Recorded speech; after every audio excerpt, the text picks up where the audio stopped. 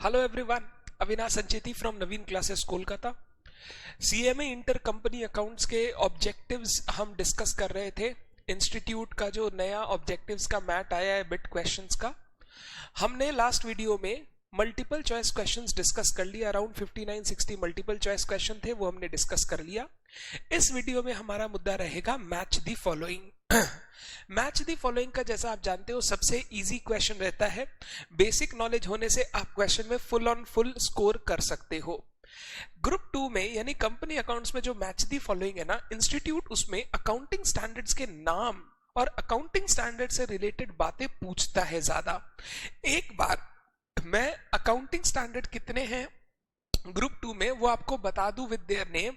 आप चाहो तो कहीं नोट कर लो, ताकि हम जब ये मैच दी फॉलोइंग करें आपको ऐसा ना लगे कि ये चीज आपको पता नहीं है। ठीक है, लिखवा रहा हूं, आप कहीं पे लिखो एक एक करके। सबसे पहला अकाउंटिंग स्टैंडर्ड मैं यहां लिखता हूं, ऐड कर लेता हूं, ये रहा। सबसे पहला accounting standard, accounting standard 12, accounting for government grants.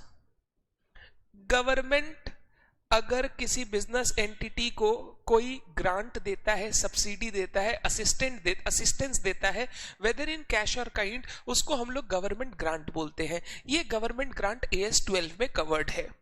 फिर AS 15 एम्प्लॉय बेनिफिट्स, जहां पे एम्प्लॉय को जो हम लोग डिफरेंट सैलरीज का या वेजेस का या जो पेमेंट्स करते हैं, इंक्लूडिंग उनके रिटायरमेंट बेनिफिट, चाहे वो ग्रेच्युटी हो, प्रोविडेंट फंड्स हो, एक्सेट्रा, ये सारे इस अकाउंटिंग स्टैंडर्ड में कवर किए गए हैं। तो एम्प्लॉयज को जो हम पेमेंट करते हैं वेरियस रेम्यूनरेशंस वगैरह, वो AS 15 ने डिस्कस किया। AS 16 बोरोइंग कॉस्ट, जो हम लोग लोन लेते हैं, बोरोइंग लेते हैं, उस पर जो हम लोग इंटरेस्ट वगैरह पेमेंट करते हैं, उसका ट्रीटमेंट AS 16 ने कवर किया। AS 17 segment reporting,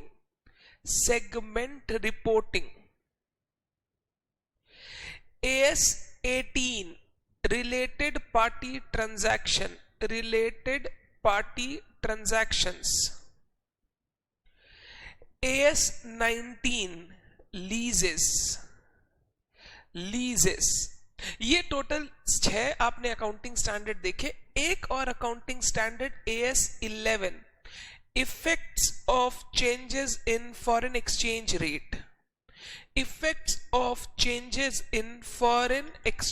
rate, normally ये फॉरेन करेंसी ट्रांजैक्शन से डील करता है, तो ये उस पर बनाया हुआ एक अकाउंटिंग स्टैंडर्ड है। टोटल ग्रुप 2 में 7 अकाउंटिंग स्टैंडर्ड है। वैसे अकाउंटिंग स्टैंडर्ड का अगर पूरा मार्क्स पैटर्न आपको समझाऊं, 2 से 3 मार्क आपको ऑब्जेक्टिव क्वेश्चंस में दिख जाएगा, जिसमें मेनली नेम वगैरह से ज्यादा डील करता है। एक 5 मार्क का क्वेश्चन नंबर 2 में वो देता है, और लास्ट क्वेश्चन में जो आपका शॉर्ट नोट्स होता है उसमें एक क्वेश्चन देता है जहां एक चॉइस ऑलरेडी रहता है। 5 मार्क के क्वेश्चन को अटेम्प्ट करने के लिए अगर ये 7 अकाउंटिंग स्टैंडर्ड आप मेरे से पूछो, मैं CA इंटर में जब पढ़ाता हूं, it takes around 15-16 classes which is 30 to 32 hour का डिस्कशन। तो मैं हमेशा एडवाइस करता हूं CMA इंटर लेवल के स्टूडेंट्स को कि आप लोग अकाउंटिंग स्टैंडर्ड्स पर ज्यादा फोकस ना करो, आप चैप्टर्स पर ज्यादा फोकस करो, because they will yield you a very high marks. And accounting standard पढ़ के जाने के बाद भी अगर शॉर्ट में भी पढ़ा दिया जाए ना, एग्जाम में क्वेश्चन आंसर नहीं कर पाते बच्चे, क्योंकि क्वेश्चन हर जगह से पूछता है। बस उसका दिया है बेसिक डिस्क्रिप्शन, बट क्वेश्चन वो सब कुछ पूछ लेता है। इसीलिए it is always advisable 30 to 32 hours यहाँ पे इन्वेस्ट नहीं करके पूरे सिलेबस को आप वापस रिवाइज कर सकते हो उसी टाइम पीरियड में। और लास्ट डे जब आपके पास 1 दिन का टाइम रहता है, it's very difficult to revise everything.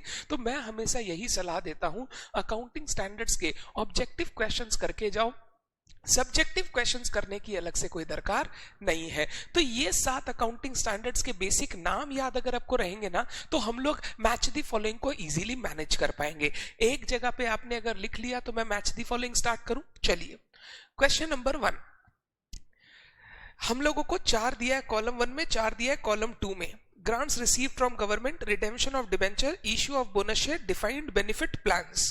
इधर CRR, AS15, AS12 और सिंकिंग फंड. ठीक है, एक एक करके बात करते हैं.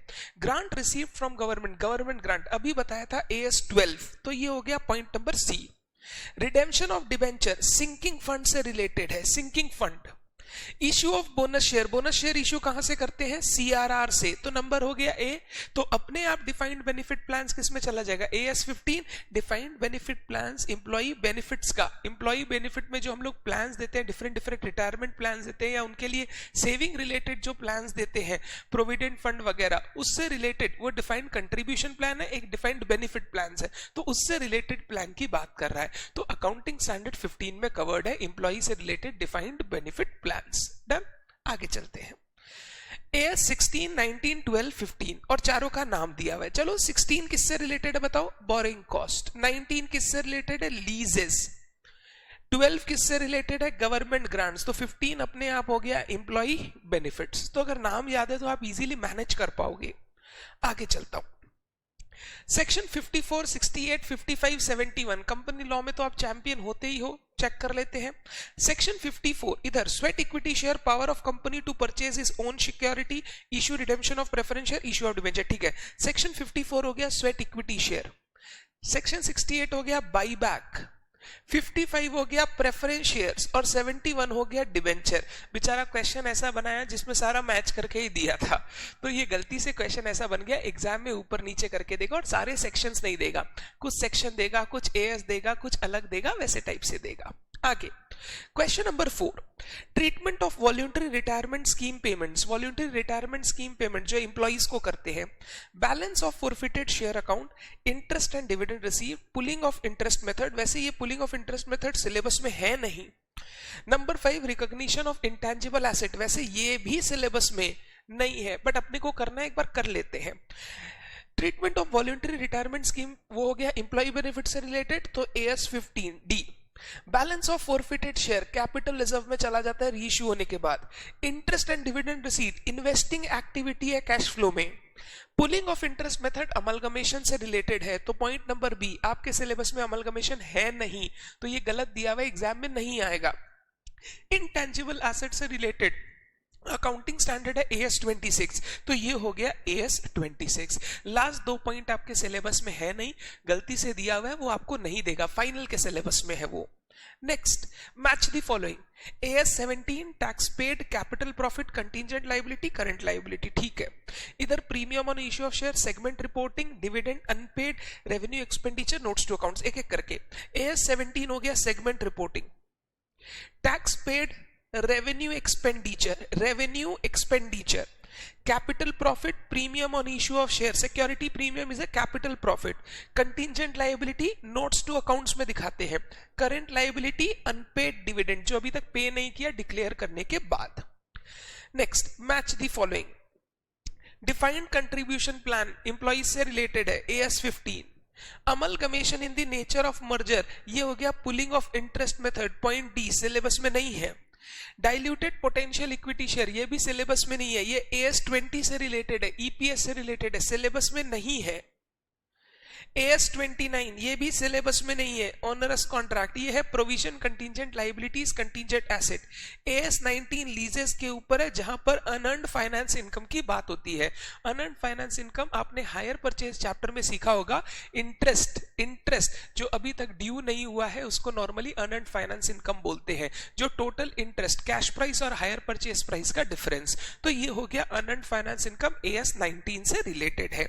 तो ये 2, 3, 4 सिलेबस में है ही नहीं, यहां दे दिया है, एग्जाम में ये सब नहीं देंगे वो. नेक्स्ट, मैच द फॉलोइंग में 7, all cost associated with amalgamation are capitalized, purchase method ये नहीं है सिलेबस में. Accounting treatment for foreign currency transaction, foreign currency transaction एकदम लास्ट वाला AS11. Guidance on internally generated computer software, intangible asset, AS26. Provision for restructuring cost, provision, AS29. Diluted potential equity share, AS20. ये सब नहीं है syllabus में तो भी institute ने दे दिया है, जितने एएस सिलेबस में है उन्हीं से क्वेश्चन आएगा। मैं करवा रहा हूं, आप मेरे साथ साथ कर लो। अगर आपको लगता है नहीं नहीं एग्जाम में आ जाएगा, लर्न कर लो, नहीं तो आप एग्जाम का 5 टर्म का पेपर उठा लो, आपको ये सब कहीं देखने नहीं मिलेगा। Next, result of transaction, charge against profit, bank OD, revenue recognition, provision and contingency. ठीक है, AS9 current liability event, AS29 depreciation. Result of transaction event, charge against profit, depreciation, bank overdraft, current liability. Revenue recognition का accounting standard है AS9, ये group 1 में है, AS9 group 1 में है। और प्रोविजन कंटीजेंसी का अकाउंटिंग स्टैंडर्ड है AS29, AS29 provision and contingencies. ठीक है, next, long term liability, fictitious asset, unearned income, asset required, accumulated depreciation, इधर preliminary expense, historical cost, debenture, liability और एसेट। ठीक है, long term liability debenture, fictitious asset, preliminary expense, unearned income. Unearned income हमारे लिए होता है liability. Unearned income मतलब जो अभी तक कमाया ही नहीं है, हमको पैसा मिल गया बट अभी तक हमने अर्न नहीं किया है, unearned income is a liability. Asset acquired, ये रिक्वायर्ड नहीं होगा, ये अक्वायर्ड होगा। एसेट जो भी अक्वायर करते हैं वो हम कौन सी कॉस्ट पे रिकॉर्ड करते हैं, historical cost. Accumulated depreciation related to fixed asset या asset.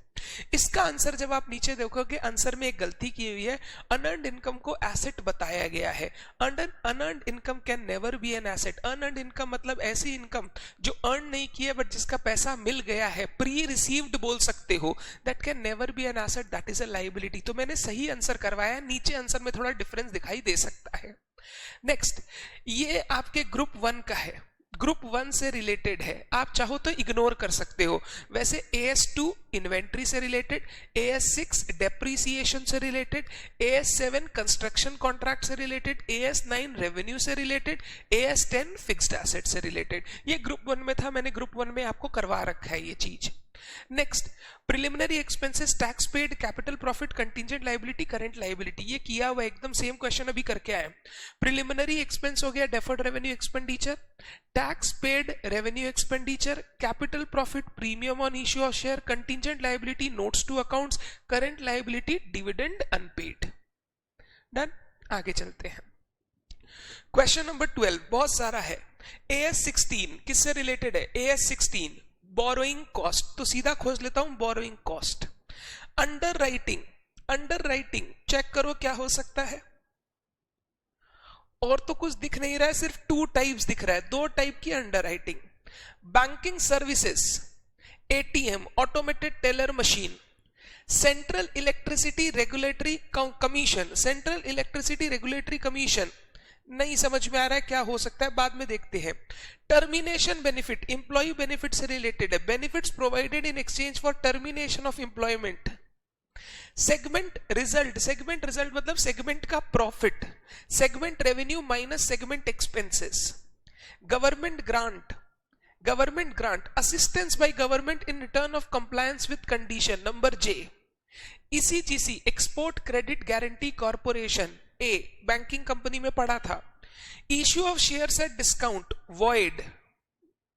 Free reserves, valid available for distribution, तो यहां पे सिर्फ एक ही बचा, बॉडी कॉर्पोरेट, तो central electricity regulatory commission, body corporate. Done है। कभी कभी ऐसा होता है, लगता है कि कुछ और भी हो सकता है, एक बार हड़बड़ी ना करे तो उस चीज को छोड़ दो, सारे कंप्लीट कर दो, फिर वो अपने आप आपको आंसर मिल जाएगा। ठीक है, आगे चलते हैं।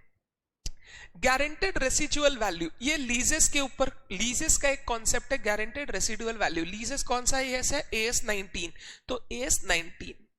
Premium on redemption of preference share, right of करते थे सिक्योरिटीज प्रीमियम से। Exchange difference AS11, profit on reissue of forfeited share, ये हो जाएगा कैपिटल रिजर्व।